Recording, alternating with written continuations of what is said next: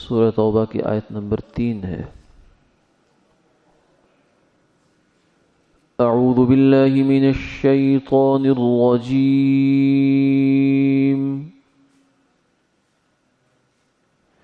بسم اللہ الرحمن الرحیم۔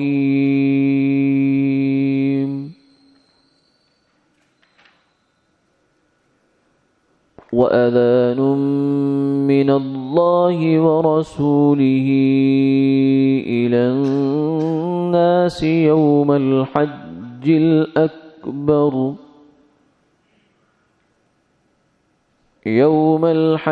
الْأَكْبَرِ أَنَّ اللَّهَ بَرِيءٌ مِّنَ الْمُشْرِكِينَ وَرَسُولُهُ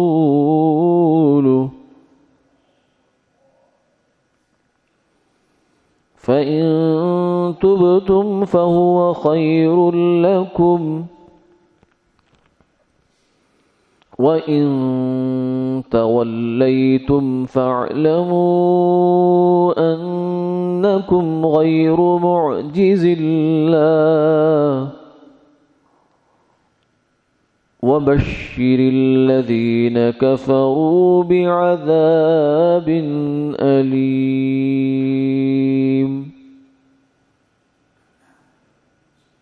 إِلَّا الَّذِينَ عَاهَدتُّم مِّنَ الْمُشْرِكِينَ ثُمَّ لَمْ يَنقُصُوكُمْ شَيْئًا وَلَمْ يُظَاهِرُوا عَلَيْكُمْ أَحَدًا فَأَتِمُّوا إِلَيْهِمْ عَهْدَهُمْ إِلَى مُدَّتِهِمْ إِنَّ اللَّهَ يُحِبُّ الْمُتَّقِينَ۔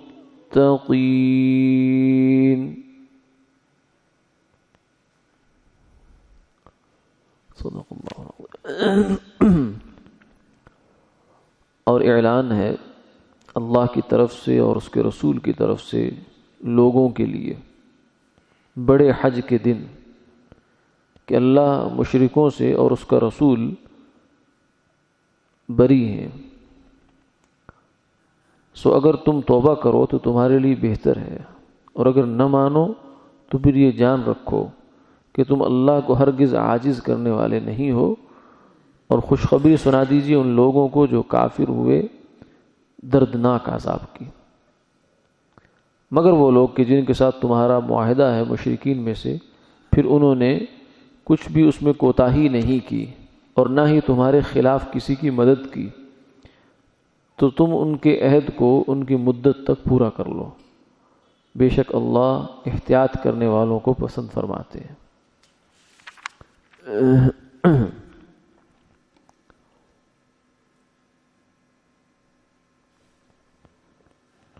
سن 6 ہجری میں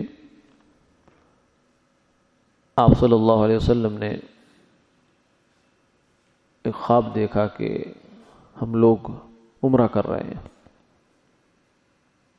صحابہ کو تو پہلے سے بہت شوق تھا، 6 سال گزر گئے تھے کہ وہ لوگ جو ہر روز صبح و شام بیت اللہ کی زیارت کرتے تھے، دن میں کئی دفعہ زیارت کرتے تھے، اب 6 سال کا عرصہ گزر گیا کہ بیت اللہ کو دیکھا نہیں ہے، تو یہ شوق ان کے اندر ابھر آیا۔ صحابہ نے بھی فوراً تیاری شروع کر دی، تو آپ تشریف لے گئے، لیکن مشرکین مکہ نے حدیبیہ کے مقام پر آپ کو روک دیا، کہا کہ آپ آگے نہیں جا سکتے، جس کے نتیجے میں صلح حدیبیہ ہو گیا۔ آپ نے فرمایا کہ میں تو لڑنے کے لیے نہیں آیا، بلکہ میں صرف عمرہ کرنے آیا ہوں، آپ لوگ ہمیں عمرہ کرنے کی اجازت دیں، اس کے بعد ہم واپس چلے جائیں گے۔ لیکن انہوں نے کہا کہ ہماری عزت کا سوال ہے، ہم آپ کو عمرہ کے لیے چھوڑ دیں، اس کا مطلب ہے کہ قریش جو ہیں وہ ختم ہو گئے، اخلاقی طور پر سیاسی طاقت ان کی ختم ہو گئی، لہذا ہم آپ کو نہیں چھوڑ سکتے۔ ہاں یہ ہو سکتا ہے کہ تم لوگ اگلے سال آ جاؤ، آپ لوگ عمرہ کر کے 3 دن تک آپ لوگ یہاں رہیں گے، اس کے بعد واپس چلے جائیں گے۔ تو اس کے علاوہ مزید یہ ہے کہ دونوں جو پارٹیاں ہیں، قریش ہو گئے اور مسلمان ہو گئے، ان دونوں کو روز روز کی لڑائی نے بڑا کمزور کر دیا، لہذا آپس میں معاہدہ کر لو جنگ بندی کا۔ تو 10 سال کے لیے قریش اور رسول اللہ صلی اللہ علیہ وسلم کے درمیان جنگ بندی کا معاہدہ ہو گیا۔ قریش تو بڑا قبیلہ تھا مکہ مکرمہ کا، اس کے علاوہ بہت سے اور بھی قبائل تھے، جو اس معاہدے میں شامل ہو گئے۔ کچھ لوگ قریش کے حلیف بن گئے اور کچھ قبائل مسلمانوں کے حلیف ہو گئے۔ تو یہ معاہدہ ہو گیا۔ اس کے بعد سن 7 ہجری میں آپ صلی اللہ علیہ وسلم نے عمرۃ القضاء جسے کہتے ہیں وہ فرمایا، لیکن سن 8 ہجری میں قریش کے جو حلیف قبیلہ تھا اس نے مسلمانوں کے حلیف قبیلے پر حملہ کیا، اور اس میں قریش نے اس کی مدد کی، خفیہ طور پر مدد کی اس قبیلے کی ان کے خلاف حملہ کرنے میں۔ اب جب ان پر حملہ ہوا تھا وہ مسلمانوں کے الائی تھے، حلیف تھے، وہ حضور کی خدمت میں چلے گئے کہ ایسا ہو گیا ہمارے ساتھ۔ تو آپ نے قریش کو پیغام بھیج دیا کہ آپ لوگوں نے اپنے معاہدے کی خلاف ورزی کی ہے، اب ہماری طرف سے معاہدہ ختم، اب ہم اس کے پابند نہیں ہیں، اب ہم تمہارے ساتھ جنگ کریں یا جو مرضی کریں ہماری مرضی ہے۔ تو حضرت ابو سفیان جو ہیں وہ اس وقت تک مسلمان نہیں تھے، قریش کی سیادت قیادت ان کے پاس تھی، اور ان کو پتہ چل گیا کہ یہ تو کام بڑا خراب ہو گیا، اخلاقی طور پر بھی ہماری پوزیشن کمزور ہو گئی، اور سیاسی اور جو عسکری طور پر تو ہم پہلے ہی کمزور تھے۔ تو وہ گئے وہاں حضور صلی اللہ علیہ وسلم کی خدمت میں معاہدے کی تجدید کرنے کے لیے، لیکن کسی نے ان کو منہ نہیں لگایا۔ جہاں بھی گئے انہوں نے کہا کہ ہمارے ساتھ بات نہ کرو، اس کو کوئی فائدہ نہیں ہے، اب جو ہونا تو ہو چکا ہے۔ بالآخر وہ مایوس ہو کر مسجد نبوی میں کھڑے ہو کر اکیلے اپنی طرف سے یک طرفہ اعلان کر کے آگے کہ میں اس معاہدے کی تجدید کرتا ہوں، لیکن ظاہر ہے کہ اس کی کیا حیثیت تھی۔ تو آپ صلی اللہ علیہ وسلم نے اس کے بعد پھر صحابہ کو حکم دیا کہ تیاری کرو جنگ کی۔ تو آپ لشکر جرار لے کر تقریباً 10,000 کے قریب جو ہے وہ لے کر صحابہ کو مکہ پر آپ نے حملے کا ارادہ کیا، لیکن اللہ تعالیٰ نے تھوڑی بہت خون ریزی کے بعد اس کو فتح کروا دیا مکہ کو۔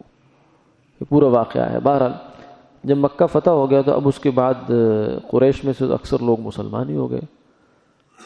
تو اس کے بعد پھر اب عرب کے اندر رہنے والے قبائل 4 قسم کے تھے۔ ایک تو وہ جو قریش یا ان کے حلیف تھے، ان کے ساتھ 10 سال کا معاہدہ ہوا مگر یہ معاہدہ ٹوٹ گیا۔ اور کچھ قبیلے وہ تھے کہ جن کے ساتھ آپ صلی اللہ علیہ وسلم کو معاہدہ ہوا اور انہوں نے معاہدہ توڑا نہیں، ابھی تک چل رہا تھا ان کا، جیسے 1-2 قبیلے تھے۔ اور کچھ قبیلے ایسے تھے کہ جن کے معاہدے کی مدت پوری ہو گئی، اب آگے ان کے ساتھ تجدید نہیں ہے۔ کچھ ایسے کہ جن کے ساتھ ابھی کچھ بھی نہیں تھا۔ تو 4 قسم کے لوگ تھے، تو ان کے ساتھ الگ الگ احکامات شریعت کی طرف سے آ گئے۔ ان میں سے جن کے ساتھ تو معاہدہ چل رہا تھا اور ابھی مدت ان کی پوری نہیں ہوئی اور ان کی طرف سے کوئی خلاف ورزی بھی نہیں پائی گئی، تو ان کو تو فرمایا گیا کہ ان کا معاہدہ پورا کرو۔ دوسری آیت میں اِلَّا الَّذِينَ عَاهَدتُّم مِّنَ الْمُشْرِكِينَ، یعنی جو آیت نمبر 4 ہے، اس کے اندر ان کا تذکرہ ہے کہ جن کے ساتھ آپ کا معاہدہ ہوا پھر معاہدے کی کوئی خلاف ورزی نہیں پائے گی، نہ انہوں نے تمہارے خلاف کسی کی مدد کی، فَأَتِمُّوا إِلَيْهِمْ عَهْدَهُمْ، تم ان کا معاہدہ پورا کر لو۔ لیکن معاہدہ پورا کرنے کا مطلب یہ نہیں ہے کہ بالکل ان کی طرف سے غافل ہو جاؤ، احتیاط اپنی پوری رکھو۔ مسلمان وہ نہیں ہے جو غافل ہو جاتا ہے، لا ابالی پن کا شکار ہوتا ہے، نہیں، مسلمان وہ ہے من لا یخدع ولا یخدع، نہ دھوکہ دیتا ہے نہ دھوکہ کھاتا ہے۔ لا یلدغ المؤمن من جحر واحد مرتين، کہ مومن آدمی ایک سوراخ سے 2 دفعہ نہیں ڈسا جاتا۔ ایک دفعہ کسی بل میں ہاتھ ڈالا تو وہاں سے کسی نے ڈس لیا اس کو، اب دوبارہ ہاتھ ڈالنے کا مطلب یہ ہے بے وقوفی۔ تو اس لیے فرمایا ان اللہ یحب المتقین، احتیاط برتنے والے، اپنی تدبیر اور تحفظ کرنے والوں کو اللہ پسند فرماتے ہیں، یعنی احتیاط توکل کے منافی نہیں ہے۔ تو ان لوگوں کے ساتھ تو یہ معاہدہ یہ ہو گیا، اور باقی رہ کہ وہ لوگ کہ جو ایسے تھے کہ جن کے ساتھ کچھ بھی معاہدہ نہیں تھا، جن کی معاہدے کی مدت پوری ہو گئی، تو ان کے بارے میں حکم یہ آ گیا کہ اب ان کے ساتھ مزید آگے معاہدہ نہیں کر سکتے آپ۔ کیوں کہ اب فتح مکہ کے بعد لا یجتمع دینان فی جزیرۃ العرب، جزیرۃ العرب میں 2 دین اکٹھے نہیں ہو سکتے۔ اور معاہدے کا مطلب ہوتا ہے کہ اگلے کو اس کے کفر پر یا جو بھی اس کا مذہب ہے اس پر باقی رکھنا۔ تو جزیرۃ العرب میں 2 دین نہیں ہو سکتے تھے، یہاں تو یا مسلمان ہوں گے یا پھر تلوار ہوگی۔ اس لیے اب اس کے بعد حکم آ گیا کہ اب کسی کافر کے ساتھ کسی قسم کا معاہدہ نہیں ہوگا۔ اور باقی رہے قریش یا ان کے ساتھ جو حلیف لوگ تھے ان کا مسئلہ، تو ان کے بارے میں یہ فرمایا گیا کہ ان کے ساتھ معاہدہ ٹوٹ چکا ہے، ابھی سے ہی یہ مباح الدم ہے، لیکن جو محرم حرمت والے 4 مہینے ہیں ان کے اندر ان کو کچھ نہیں کہنا، جس میں ذوالقعدہ، ذوالحجہ اور محرم اور رجب، یہ 4 مہینے حرمت والے مہینے شمار ہوتے تھے زمانہ جاہلیت میں بھی۔ ان 4 مہینوں میں لوٹ کھسوٹ نہیں ہوتی تھی، آپس میں جنگ اور قتل و قتال کی نوبت نہیں آتی تھی، امن ہو جاتا تھا گویا کہ خود بخود ہی۔ تو ان 4 مہینوں کے فرمایا گزر جانے کا انتظار کرو، اس کے بعد پھر ان کے لیے کوئی وہ نہیں ہے، تمہارے پاس چھوٹ نہیں ہے، اس کے بعد پھر یا تو یہ لوگ مسلمان ہو جائیں یا پھر قتال کے لیے تیار ہو جائیں اور بس اس دھرتی سے ان کا صفایا ہو جائے گا۔ تو اس طریقے سے یہ جو آیات ہیں اس کے اندر یہ خلاصہ تقریباً پس منظر اس بات کا یہ ہے۔ تو پہلی آیت کے اندر جہاں سے ہم نے شروع کیا آج کا درس، وہاں فرمایا کہ اللہ اور اس کے رسول کی طرف سے اعلان عام ہے۔ یہ اعلان جو تھا یہ حضور نے پھر فرمایا اس کے سن 9 ہجری میں جو حج ہوا تھا پہلا، 8 ہجری میں مکہ فتح ہوا ہے اور سن 9 ہجری میں پھر آپ نے سیدنا صدیق اکبر رضی اللہ تعالیٰ عنہ کو بھیجا ہے امیر حج بنا کر، انہوں نے حج، ان کی اقتداء میں حج کے افعال کیے گئے۔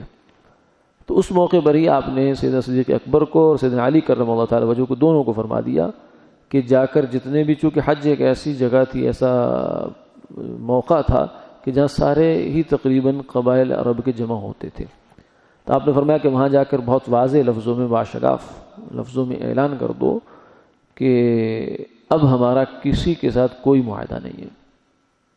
جن لوگوں کے معاہدے ابھی باقی ہیں اور انہوں نے کوئی خلاف ورزی نہیں کی، ہاں ان کو ہم جب تک باقی ہیں چھوڑ دیں گے، اور وہ بھی تقریباً 9 مہینے کی مدت بنتی ہے۔